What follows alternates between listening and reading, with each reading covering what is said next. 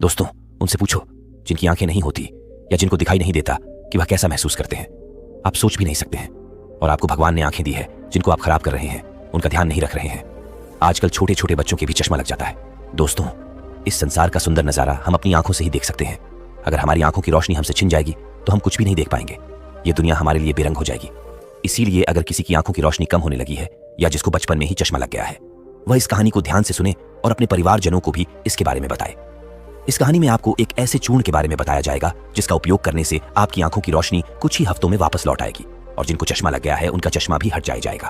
तो आपसे मेरा निवेदन है कि इस कहानी में अंत तक जरूर बने रहना। एक बार एक युवक जो अपनी आंखों को लेकर बहुत परेशान रहता था, वह एक गुरु के पास जाता है जो कि आयुर्वेद के एक बहुत बड़े ज्ञाता थे। वह युवक गुरु को प्रणाम करता है और कहता है, हे मुनिवर, मैं अपनी आंखों को लेकर बहुत परेशान हूं। मेरी आंखों की रोशनी दिन भर कम होते जा रही है। मुझे सब कुछ धुंधला धुंधला दिखाई देता है। कई बार तो मेरी आंखों में बहुत ज्यादा दर्द और जलन होता है और बहुत ज्यादा आंसू भी निकलते हैं। गुरुदेव, मेरी आंखें समय से पहले ही मेरा साथ छोड़ रही है। कृपया करके आप मुझे कोई ऐसा समाधान बताइए जिससे मैं अपनी आंखों की रोशनी को फिर से प्राप्त कर सकूं और आंखों की इन सभी समस्याओं से हमेशा हमेशा के लिए छुटकारा पा सकूं। उन गुरु ने उस युवक की सभी समस्याओं को ध्यान से सुना और फिर कहा कि बेटा, हमारे आयुर्वेद में आंखों से संबंधित एक पूरा उपनिषद लिखा गया है जिसे चक्षु उपनिषद कहा जाता है। इसके अलावा हमारे महर्षि वाग भट्ट ने आंखों के इलाज से संबंधित कई उपाय बताए हैं, कई नियम बताए हैं, जिसमें कुछ प्रमुख नियमों के बारे में आज मैं तुम्हें बताता हूं। और इसके साथ ही आज मैं तुम्हें एक ऐसे चूर्ण के बारे में बताऊंगा जिसका 15 दिन उपयोग करने से ही आपकी आंखों की ज्योति जो है वह वापस लौट आएगी। और साथ में ही इन नियमों का पालन करने से सिर्फ कुछ ही हफ्तों में आपकी आंखों की रोशनी में एक आश्चर्यचकित परिवर्तन होगा।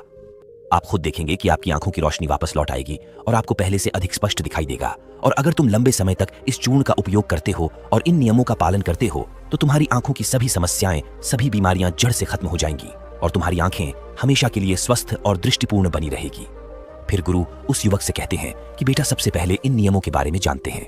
इसके बाद मैं तुम्हें उस चूर्ण के बारे में, उस चूर्ण की विधि के बारे में बताऊंगा और यह भी बताऊंगा कि तुम्हें उसे किस तरह से प्रयोग करना है। फिर गुरु उस युवक से कहते हैं कि बेटा, अब तुम इन नियमों को ध्यान से सुनो। आंखों के उपचार के लिए आयुर्वेद का पहला नियम है, सुबह उठते ही बिना कुल्ला किए अपने मुंह की लार को आंखों पर लगाना है। तुम जैसे ही सुबह बिस्तर से उठते हो तो बिस्तर पर बैठे हुए ही अपने मुंह की लार को अपनी अंगुली में लो और उसे अपनी आंखों की कोर में काजल की तरह लगाओ। यह बहुत ही रामबाण इलाज है। आंखों की सभी समस्याओं का असल में हमारी लार में वह सभी तत्व पाए जाते हैं जो मिट्टी में होते हैं। और जब हम सुबह की लार को आंखों में लगाते हैं तो वह सभी पोषक तत्व हमारी आंखों को मिलने लगते हैं जो इसे स्वस्थ बनाए रखने के लिए बहुत जरूरी है। आंखों को हमेशा स्वस्थ बनाए रखने के लिए आयुर्वेद का दूसरा नियम है मुंह में पानी भरकर आंखों में धीरे धीरे छींटे मारना। तुम जब रोज सुबह अपनी आंखों को धोते हो तो उसे ऐसे ही मत धो, बल्कि उससे पहले अपने मुंह में पानी भरो, फिर अपनी आंखों पर कम से कम 20 छींटे मारो। छींटे इतनी तेजी से ना मारो कि आपकी आंखों में दर्द होने लगे, वह लाल हो जाए। हमें बस इतनी तेजी से छींटे मारने हैं ताकि पानी आपकी आंखों के अंदर चला जाए। जब आप आंखों में छींटे मारते हैं तो अंदर की छोटी से छोटी गंदगी भी पानी के साथ भरकर निकल जाती है और आंखें साफ हो जाती है। और मुंह में पानी भरने का कारण यह है कि जब हम आंखों में छींटे मारते हैं तो आंखों का कचरा जो है वह मुंह के रास्ते से ना जाकर सीधे आंखों से ही पानी के साथ बाहर निकल आए, क्योंकि आंखों की कहीं बीमारियां सिर्फ आंखों में धूल मिट्टी जाने के कारण या कचरा जाने के कारण पैदा होती है। और जब यह सब कचरा साफ होगा तो हमारी आंखें भी स्वस्थ होगी। फिर गुरु उस युवक को तीसरा नियम बताते हुए कहते हैं कि बेटा, सूर्यदेव को देखना है। हर दिन लगभग 5 मिनट के लिए सूर्यदेव को देखना है, लेकिन दोपहर में या तेज धूप में नहीं। सिर्फ उगने से 1 घंटे के अंदर अंदर या फिर सूर्यास्त होने के 1 घंटे पहले सबसे ज्यादा अच्छा तो यह होगा कि तुम सूर्यदेव के उगने या अस्त होने के समय उनके दर्शन करो। और जब जरूरत महसूस हो तो पल के झटका भी सकते हो। शुरू में इसे 1 मिनट के साथ शुरू करो और धीरे धीरे इसे 5 मिनट तक लेकर जाओ। सूर्य दर्शन के समय सूर्य की किरणें हमारी आंखों में अवशोषित होती है और हमारी आंखों को ठीक करती है। अंत में अपनी दोनों हथेलियों को रगड़कर उसे अपनी आंखों के ऊपर रख लो, लेकिन इस बात का ध्यान रखना कि आपको अपनी आंखों के ऊपर रखना है, उन्हें दबाना नहीं है। ऐसा करने से आंखों को आराम मिलता है। चक्षु उपनिषद में सूर्यदेव को आंखों का वेद कहा गया है। फिर गुरु उस युवक को अगला नियम बताते हुए कहते हैं कि आंखों का व्यायाम करो। आप इसे किसी भी समय कर सकते हैं, लेकिन सुबह और सोने के पहले करने से यह ज्यादा फायदा देता है। इसके लिए सबसे पहले तो अपनी आंखों को 10 बार ऊपर नीचे करो, 10 बार ऊपर करो और 10 बार नीचे करो। जितना हो सके उतना ऊपर करो और जितना हो सके उतना ही नीचे लो। लेकिन इस बात का ध्यान रखना है कि आंखों के साथ सर नहीं घूमना चाहिए, सर स्थिर होना चाहिए। सिर्फ और सिर्फ आपकी आंखें घूमनी चाहिए। आंखों को ऊपर नीचे करने के बाद आंखों को 10 बार बाईं ओर और 10 बार दाईं ओर लेकर जाओ। इसके बाद 10 बार आंखों को ऊपर कोने की ओर और 10 बार आंखों को निचले कोने की ओर लेकर जाओ। इसके बाद आंखों को गोल गोल घुमाते हुए एक वृत्ताकार आकृति बनाने का प्रयास करो। आंखों को 10 बार दाहिनी ओर गोल गोल घुमाएं और 10 बार बाईं ओर गोल गोल घुमाएं। फिर सबसे जरूरी व्यायाम, अपने हाथ के अंगूठे को अपनी दोनों आंखों के बीच में रखो और अपने नाखून के हिस्से को देखो और बिना ध्यान हटाए धीरे धीरे अपने अंगूठे को दूर लेकर जाओ। इस दौरान आपका पूरा ध्यान अंगूठे के नाखून पर होना चाहिए। जैसे ही अंगूठा दूर जाए तो सारा ध्यान अंगूठे से हटाकर उसके पीछे वाली चीज पर लगाओ। फिर वापस अंगूठे के नाखून पर ध्यान केंद्रित करो और फिर उसे धीरे धीरे अपने नाक के पास लो। इस प्रक्रिया को तुम्हें 10 बार दोहराना है और फिर इसके बाद अपने दोनों हथेलियों को रगड़कर अपनी दोनों आंखों को ढक लेना है और आंखों को आराम देना है। दरअसल हमारी आंखों के आसपास बहुत सारी मांसपेशियां होती है जो हमारी आंखों को चलाती है, उन्हें नियंत्रित करती है। बिना व्यायाम के यह मांसपेशियां कमजोर पड़ जाती है, लेकिन इस व्यायाम को करने से तुम्हारी आंखों की मांसपेशियां मजबूत होती है और वह अपनी कोई भी ताकत दोबारा हासिल कर सकती है। फिर गुरु अगला नियम बताते हुए कहते हैं कि शरीर को साफ रखो, क्योंकि शरीर साफ तो बीमारियां साफ। आयुर्वेद के नियम के अनुसार यदि हमारा शरीर भीतर से साफ है तो हमें कोई बीमारी नहीं हो सकती है। अगर हमारी आंतें साफ है और उनमें कोई भी पुराना भोजन जमा नहीं हुआ है तो हमारा पेट सुबह एक बार में ही साफ हो जाता है। हमें कब्ज की समस्या कभी नहीं होती है, तो हमारा हर एक अंग स्वस्थ रहेगा और हमारी आंखें भी स्वस्थ रहेगी। अपने शरीर को अंदर से स्वस्थ रखने के लिए तुम्हें रोज 16 घंटे का उपवास या फिर एक दिन 24 घंटे का उपवास करना चाहिए। फिर गुरु उसे आगे बताते हुए कहते हैं कि बेटा, अपनी आंखों को त्रिफला के जल से धो। त्रिफला एक बहुत ही प्रसिद्ध आयुर्वेदिक औषधि है। महान ऋषि वाग्भट ने त्रिफला को इंसानी शरीर के लिए अमृत तुल्य बताया है। त्रिफला जैसे ही उसका नाम है, ये 3 फलों से मिलकर बना है। पहला है आंवला, दूसरा है बहेड़ा और तीसरा है अरहर। त्रिफला को बनाते समय इन तीनों की मात्रा का ध्यान रखना बहुत आवश्यक है। त्रिफला बनाने के लिए आंवला, बहेड़ा और अरहर का अनुपात 1 अनुपात 2 अनुपात और 3 अनुपात होना चाहिए। यानी आंवला 3 गुना, बहेड़ा 2 गुना और अरहर 1 गुना होना चाहिए। इन तीनों को सुखाकर इनके बीज निकालकर इसे अच्छे से पीसकर मिला लीजिए। इस तरह से त्रिफला का चूर्ण तैयार हो जाता है। फिर इसे किसी मिट्टी के बर्तन में रख दीजिए और 1 चम्मच त्रिफला चूर्ण को 2 गिलास पानी में रात में भिगोकर रख दें और सुबह उसे छानकर अपनी आंखों को उससे धो लीजिए। ऐसा करने से बहुत ही तेजी से आंखों की सभी समस्याओं में आराम मिलता है और आंखों की रोशनी बहुत ही तेजी से बढ़ती है। त्रिफला न सिर्फ आपकी आंखों के लिए बल्कि हमारे शरीर के लिए भी बहुत फायदेमंद होता है, क्योंकि यह वात, पित्त और कफ तीनों दोषों को नियंत्रित करता है। शरीर को साफ करने के लिए त्रिफला को 2 तरीके से लिया जा सकता है, एक रात को और दूसरा सुबह। अगर आप त्रिफला सुबह लेते हैं तो गुड़ या शहद के साथ लो, और यदि आप त्रिफला को रात में लेते हैं तो दूध के साथ या फिर गर्म पानी के साथ इसे ले सकते हैं। रात में दूध या गर्म पानी के साथ जो त्रिफला खाया जाता है वह हमारे शरीर को साफ करने का काम करता है, गंदगी बाहर निकालता है। और सुबह जो गुड़ या शहद के साथ त्रिफला खाया जाता है यह पोषक तत्व का काम करता है, यानी कि पोषक तत्व प्रदान करता है। इसीलिए जो व्यक्ति स्वस्थ है, जिन्हें कब्ज या पेट से जुड़ी हुई कोई भी दिक्कत नहीं है, वह त्रिफला को दिन में खाए, और जिन्हें पेट की सफाई करनी है, कब्ज की समस्या रहती है, वह इसका सेवन रात को करें।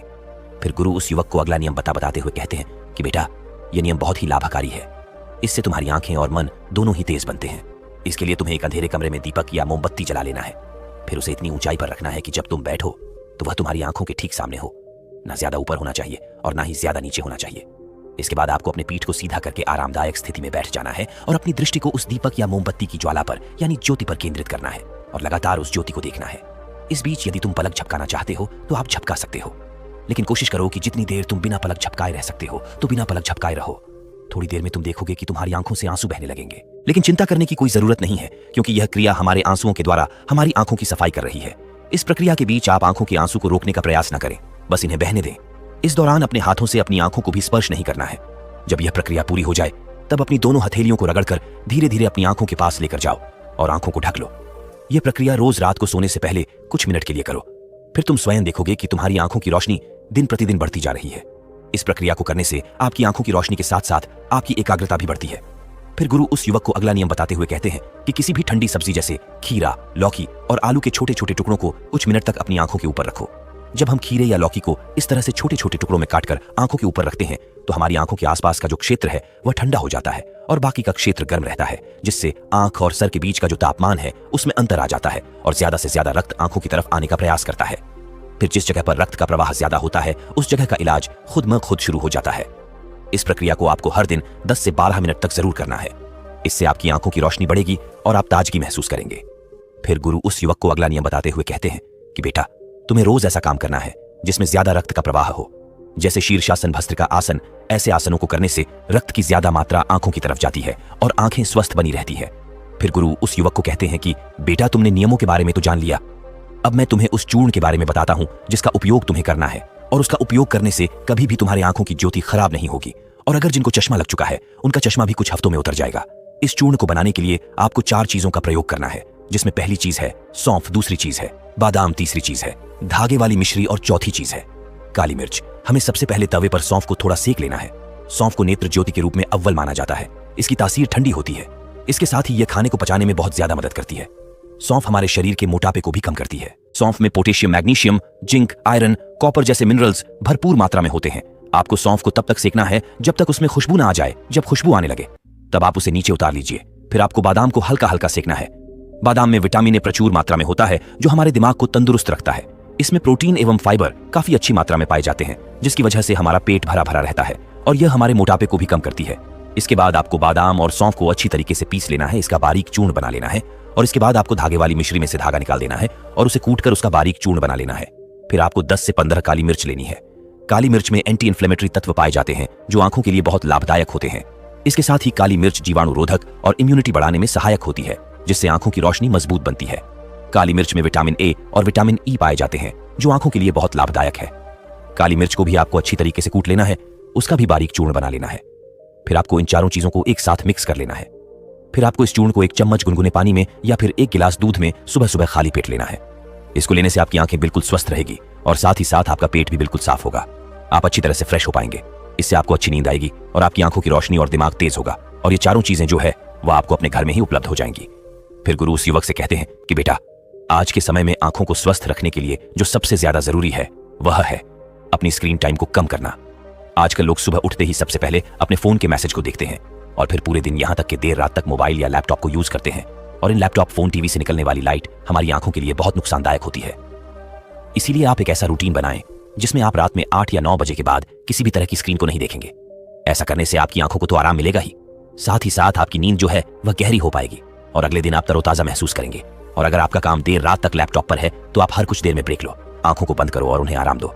इसके अलावा आप अपने खाने में विटामिन ए और विटामिन सी को शामिल करो, जैसे गाजर, संतरा, चकुल इत्यादि। ये सब आपकी आंखों को स्वस्थ रखने के लिए अहम भूमिका निभाते हैं। तो दोस्तों, उम्मीद करता हूं आपको इस कहानी से जरूर बहुत कुछ सीखने को मिला होगा। यह कहानी आपको कैसी लगी हमें कमेंट बॉक्स में कमेंट करके जरूर बताएं और इस वीडियो को लाइक भी जरूर करें और साथ ही इस वीडियो को अपने दोस्तों के साथ जरूर शेयर करें ताकि उन्हें भी इस कहानी से कुछ सीखने को मिल सके। ऐसी ही प्रेरणादायक और बुद्धा स्टोरी सुनने के लिए हमारे चैनल को सब्सक्राइब करके बेल आइकन को जरूर दबा दें ताकि आने वाली अगली वीडियो की नोटिफिकेशन आपको मिल सके। इस वीडियो में बस इतना ही। मिलते हैं अगली वीडियो में, जब तक के लिए अपना